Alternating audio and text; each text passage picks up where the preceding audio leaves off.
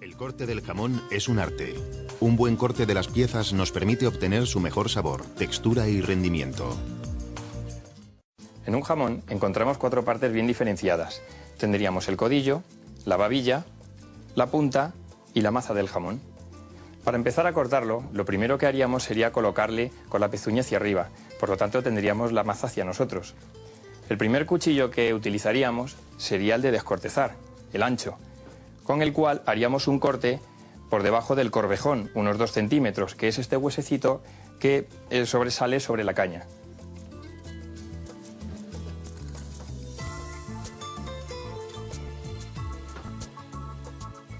El corte debe de llegar hasta el hueso. El siguiente paso sería, con el cuchillo pequeño de deshuesar, unir los 2 cortes para conseguir tener un anillo completo.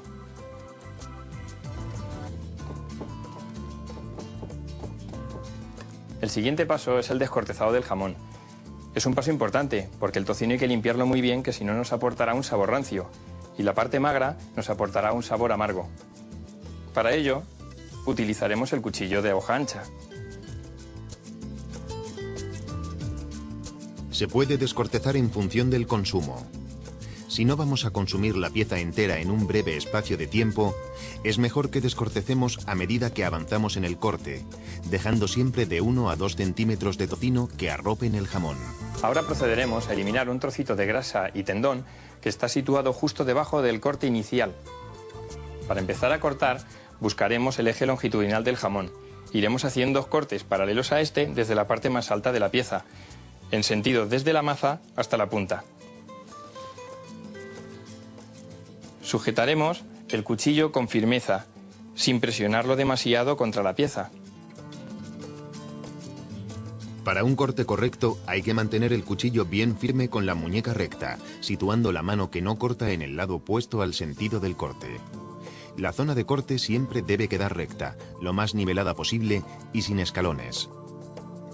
Este tipo de corte, que une maza y punta en un solo plano, es más estético y nos permite un corte visualmente recto y paralelo al eje longitudinal del jamón.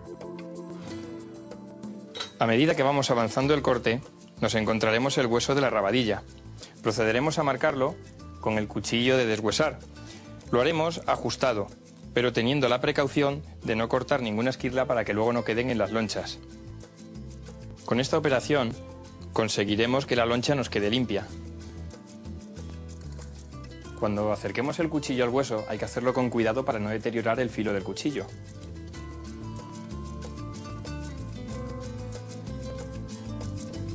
Comenzar por la maza significa empezar el jamón por la parte más jugosa al tener un mayor porcentaje de grasa de cobertura e infiltrada.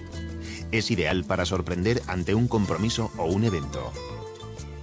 La loncha debe de ocupar todo el ancho de la pieza, ser finita y tener unos 3-4 centímetros de ancho. A medida que vamos cortando, nos aparecerá la cabeza del fémur, la tibia y el peroné. Con el cuchillo de deshuesar lo marcaremos al igual que lo hemos hecho antes.